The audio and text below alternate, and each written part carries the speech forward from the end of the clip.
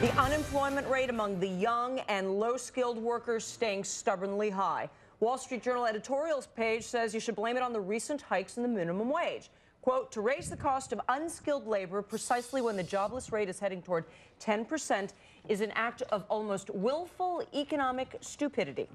Is raising the minimum wage a job killer? Does it just hurt the poor? Squaring off in the power grid, Democratic policy analyst Mark Levine and Republican strategist Terry Holt. Guys, you both have 20 seconds to make your case. Terry, let's start with you. What do you think? Well, it's a political recipe for helping people, but the fact is it leaves a terrible taste in the mouth of young people, people at the lower end of the wage scale. I think most politicians think that businesses operate with plenty of margin, but the difference between a $5 wage and a $7 wage may be the difference between being able to hire people at all. And it doesn't matter what a wage is if there's no job there for somebody to be hired into. Mark Levine, what do you say?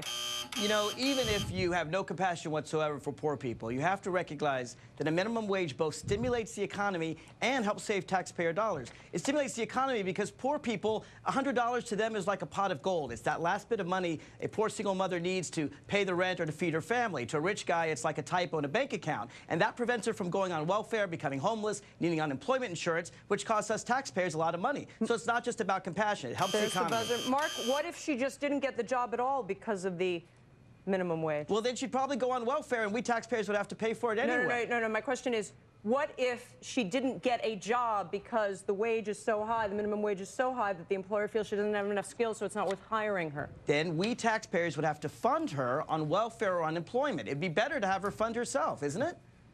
Terry? It's such a basic lack of understanding here.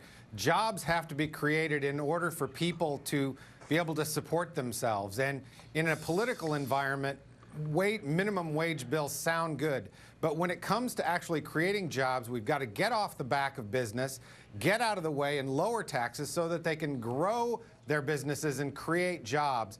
This minimum wage thing, the Wall Street Journal has it exactly right. Mark? There's more than a 50% unemployment rate among black teenagers. I mean, doesn't anybody really care? Mark, I'm going to try this one more time. All right. The conservative argument against the minimum wage is that people who don't have skills actually don't get jobs. So I understand the argument is once you have the job, maybe you're making more money and so you spend more. But the idea is that the minimum wage prevents poor people from actually ever getting the job, so they end up more on welfare than they would have before because of the minimum wage. Do you disagree with that? I do disagree with that. I've seen the standard economic models, but I also know that a minimum wage gives poor people the kind of power that, say, a rich CEO has. A poor kid from Brooklyn doesn't have that kind of power to negotiate a better price. Look, if they're trying to learn a trade and they get a decent wage, they're going to stick at that job rather than if they take a small wage, they may just leave the job. So it helps the employer as well.